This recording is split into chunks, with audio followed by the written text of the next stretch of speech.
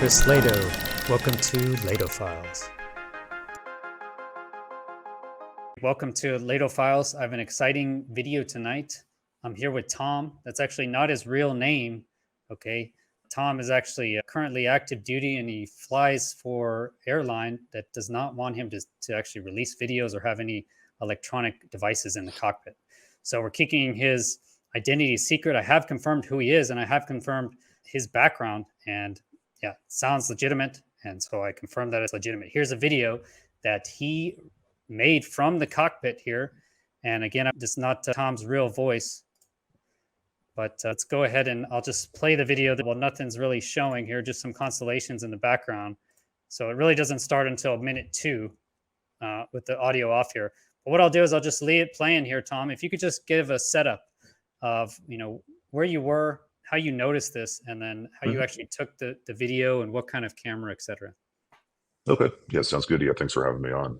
Yeah, so I was coming back from Honolulu over to back to the States, and we were at 35,000 feet, cruising along, and lights out at night, beautiful night, clear skies, stars, no weather and such.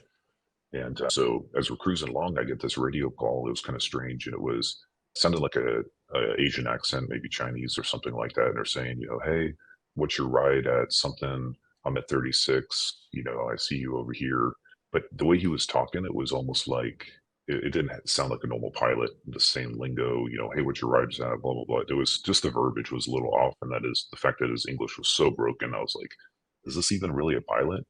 It was just strange. So almost immediately, I made a quick call back, just saying, hey, the rides are nice at 35.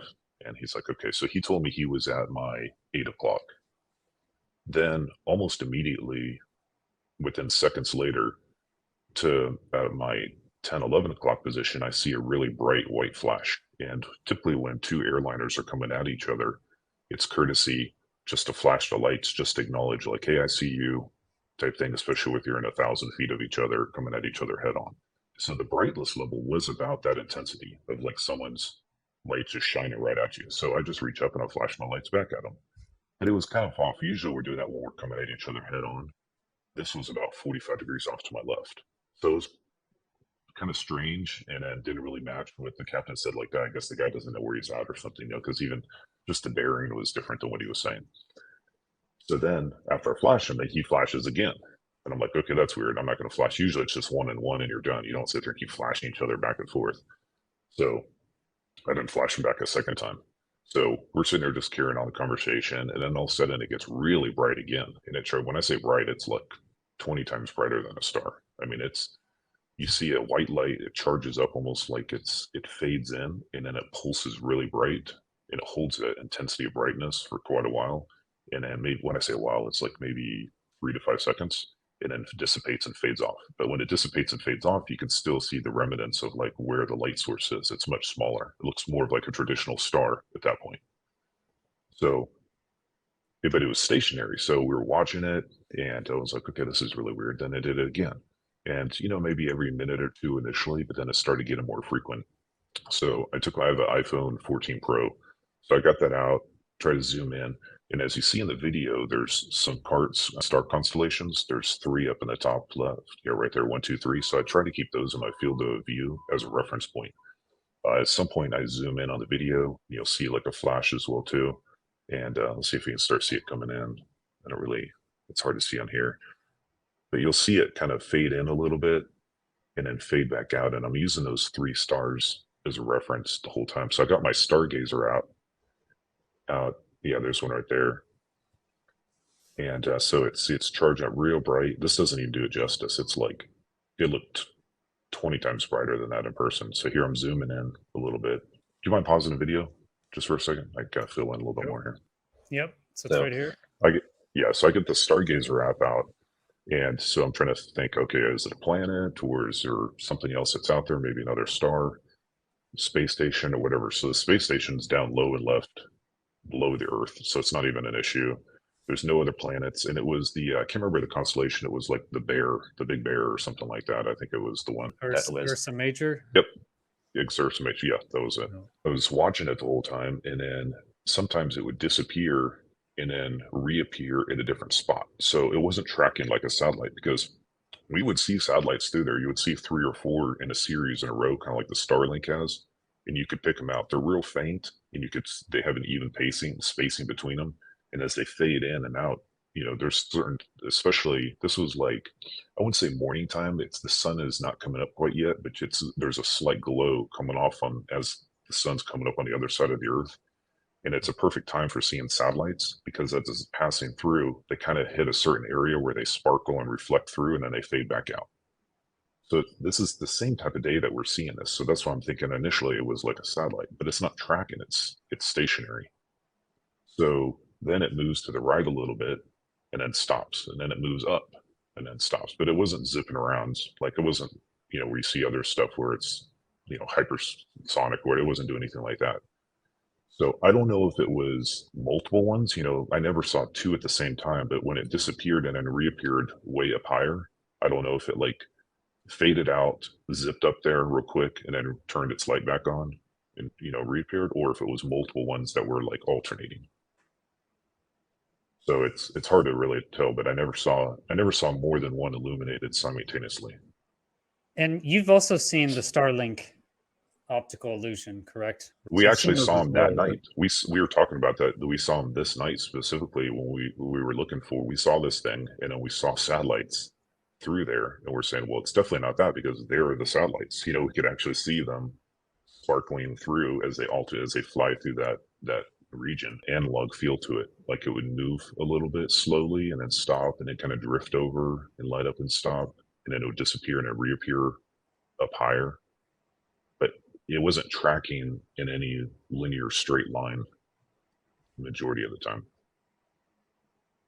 But also interesting is I have, we all got buddies in the industry, and they're all flying and such. So I have a couple other friends that working for a different airline, and his brother is an airline pilot as well too. So they're flying. There we go. He's flying over the states, and it wasn't even 2 weeks ago that he's telling me about how he saw these things and recorded on his. So he's got a Galaxy, I don't know, 22 or something, I think he was using, and he recorded some stuff.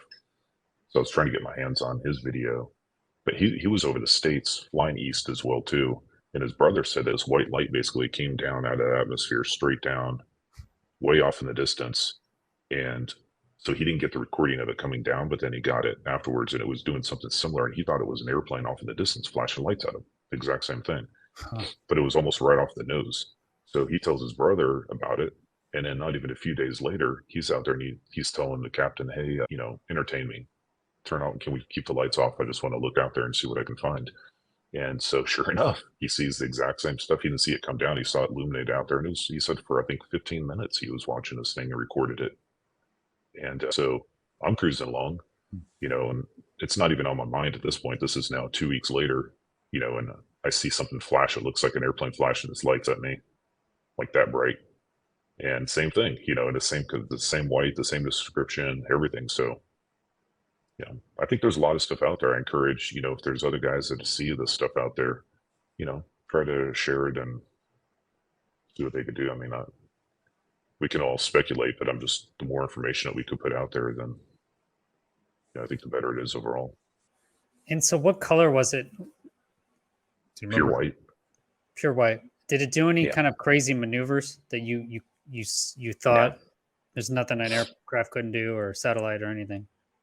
Nope. I mean, well, what a satellite can't do is it stopped. It would move and stop, and then move and Okay. stop, and then it would change directions. It would move up and stop, and then and the fact that it was in that area for a long time. I mean, we were watching it for probably half an hour on and off. In the same bearing. Yep, the same region the whole time. So we were wondering if it's moving, is it us moving in relation? Is it stationary? And it's just the fact that I'm moving, 500 plus knots, maybe I'm moving. And so it looks like it's operated. But then when it starts changing direction, you're like, okay, it's not us. It's moving up now. We're the same altitude. So it's not us. Yeah. Wow, that's amazing. Yeah, it's still playing right now. Towards the end, I think there's a really good one as well too. But let's see if it's fading in. It looks like it's coming back in a little bit. So you see those 3 stars, the one on the right. But can we talk about a little bit about the stigma? Really, you kind of mentioned before that there was no stigma in the cockpit. You guys were happy to talk about it. Seems like the pilots are kind of open-minded, at least, to start looking out and recording these things. But you Yeah. said that there is issue releasing this video online. Is that correct? Yeah, it's more of the issues with the airline, if it doesn't have to do with safety of flight, for passengers and stuff, it's not really a concern. It's like we're not running into them, we're not crashing them, they're not affecting our flight paths. So I think it's more they just have an agnostic approach to it. Military, on the other hand, is obviously much more leaning forward. They're trying to track stuff, they want to document stuff as well too. I got a background in the military, and there's actually how we have CFs that are coming out. Flight facility, they call them information files, basically like notices to airmen that are coming out for stuff. So during our brief, you have some at a MAGCOM level, you have some that are for ACC, you have some that are wing or some that are group. Yep, there it is. It's getting bright right there. So it charges up and then stays bright for quite a bit. And see, in relation to the stars. And you And feel it like just it holds there reacted for to you also, right? You said twice it reacted to your flashes? Well, it could be a coincidence. I heard the radio call and then I saw the flash, so I flashed my lights back and then it immediately flashed back at me. And so I don't know. I didn't keep flashing my lights. I just flashed my lights that one time, so it could have been a coincidence. I don't know. But the military, they're every single time you fly and you step for a brief, they want you, if you see anything, they want you to report it. So there's an official reporting process now where the military really wants to know about this. Oh, but you have seen that change.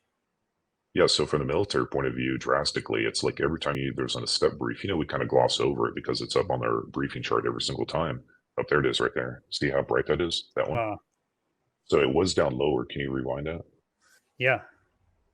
So let's go back to where it was and then look where the stars are, those three. Okay. And it's right there. And you can just hold your mouse or just kind of keep track of a reference point. Yeah. And so now the Air Force wants you to know this. Well, the airlines, there's no mention of it. They don't want to hear about it. Well, look at that. Yeah, because I kept my mouse in the same spot. Now it's way up here. Yeah.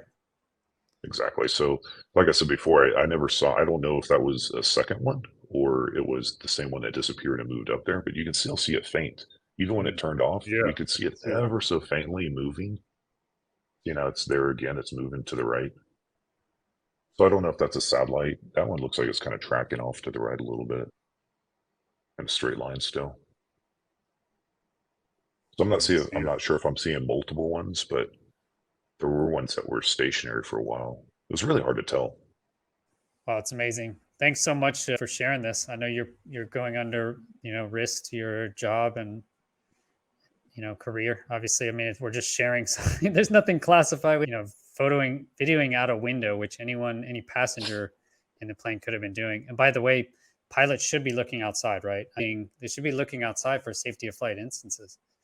Exactly. And if this is something that, starts seeing more, affects people's flight patterns, or, it's been an issue for these F-18s and these carrier groups. And, I'm not an expert on all the stuff they've had to do, but heard they've had to push out of MOAs and, work in different airspaces and change what they're doing as well, too. So, maybe who knows what's going to happen. But I think if there's stuff that's flying around us, we should be able to keep track of that, at least have a general idea and be able to share what we're seeing without the stigma of it. And, yeah, totally it's a safety of flight stuff too. And you don't want to be doing stuff during a critical phase of flight, like they're always saying, oh, no cameras or whatever else. But, if you're cruising at 35,000 feet with the autopilot on, you're still monitoring your systems, you're still doing your cross checks, you're still looking out, you're doing everything safely. I'm not saying I'm a proponent of sitting there doing this on final or something like that. You got to have some common sense approach to it. It's hard to be a professional, but yeah, it's due to that. The reason of being anonymous is just, the company's policy.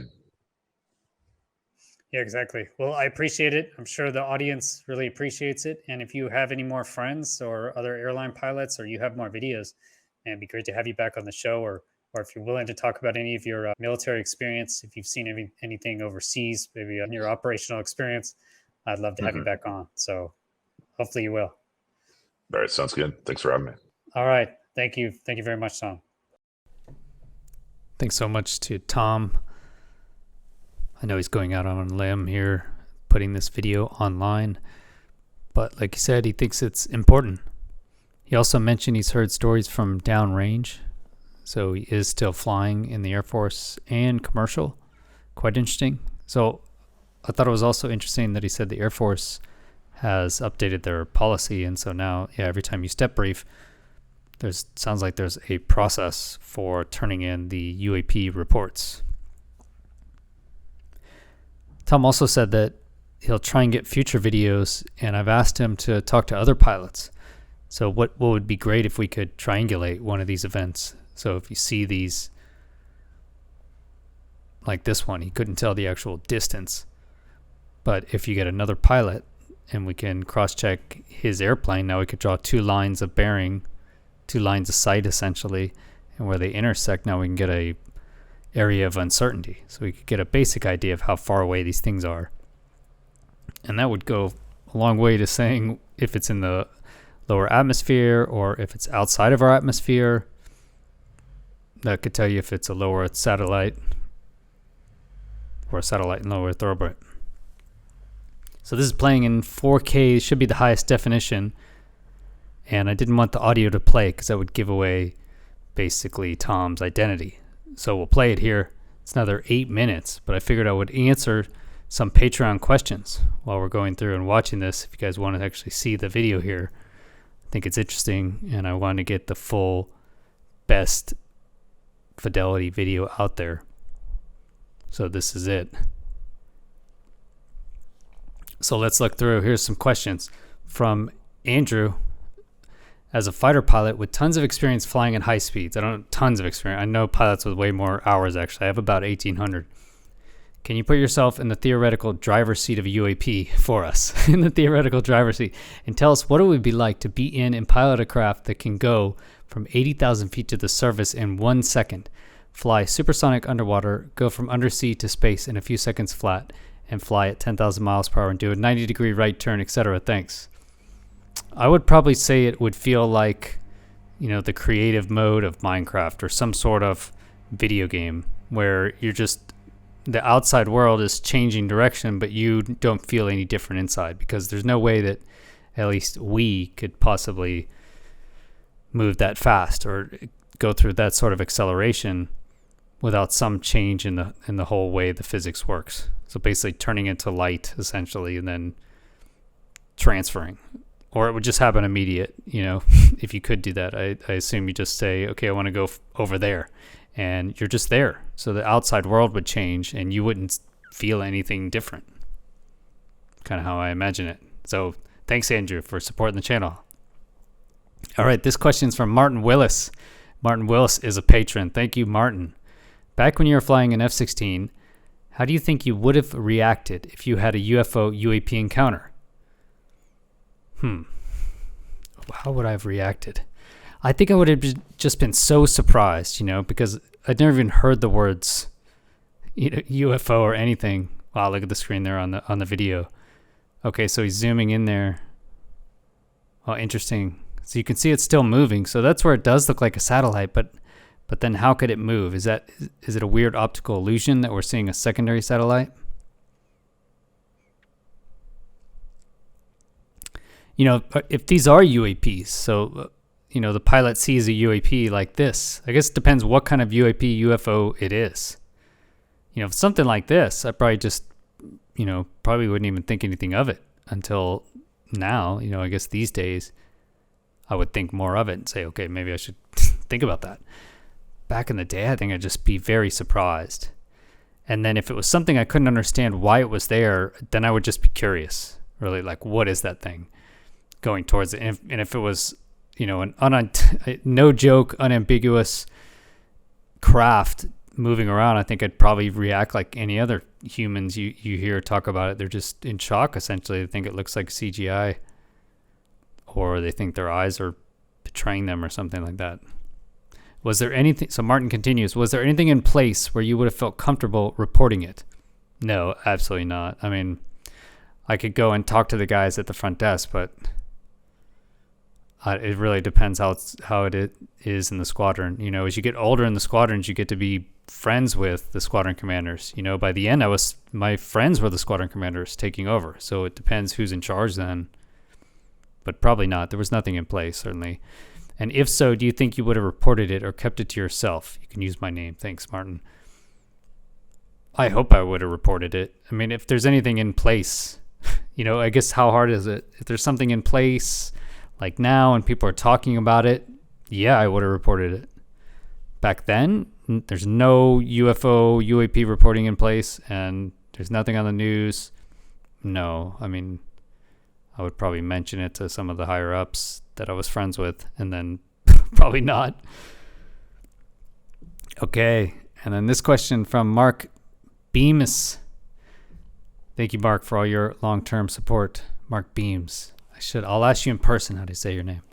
The upcoming event on 12 June 2023 at the National Press Conference Club. So that was from Stephen Greer. If you watched my last interview, he's a controversial guy. Stephen Greer came on the show to promote his disclosure event, his next disclosure event. He had one back in 2001 that I've seen old videos for. He had McCandlish there, talked about the ARV, the Alien Reproduction Vehicles, etc. So he came on the show last week, and he talked about his own new disclosure event from 10 to 12 June in Washington, D.C. And he said especially on the 12th of June, they're going to have a big press conference again, and I think relay some information. He says he has 5 terabytes of data, so tons of information. He just started listing off like areas he would give coordinates for like underground bunkers, and I don't know. He listed a lot of things. It would be amazing. I'll have to watch it. So based on the teaser, as though there will be some sort of disclosure or presentations of evidence for UAP. Yep. Will you be broadcasting that either here or on YouTube and providing some analysis of your own? Yeah, I think I will. I mean, it seems pretty amazing. If I don't cover it live, then I'll cover it after. I'm sure, at any time there's a Washington, D.C. disclosure event, and he talked about bringing all these military witnesses on. Pretty amazing. Look at that flash up on the video. What could that be? I mean, I'm thinking maybe other types of satellites out there. It's where maybe you get in trouble. But, what does the Space Force have? I'm not sure. That was quite interesting, though, when you just have this big flare on the screen and always white, So that kind of tells me it's a satellite, or that would lean towards it being a satellite. Only because if you look at any actual satellite, as long as you're not having some weird atmospheric kind of reflection, they should be white, just because the way the sunlight is actually all white, I guess. If you look, sunlight has all the colors in it, and so it comes off as white. Yeah, that's according to Richard Hoff, who's building Sky 360, which, as you guys know, we will be launching next week, the NFT project, the collection. I know there's not a lot of excitement and support out there, but man, there is in my house, in my brain. I'm so pumped. The collection's amazing. And you guys don't understand that the Ape DAO, the Bored Ape Yacht Club, they raised $2 billion. $2 billion. So I know you guys think I'm crazy, but if this thing works, don't worry. We're going to have a few camera systems, maybe a couple. All right. Thanks for being here. Have a great day. Peace.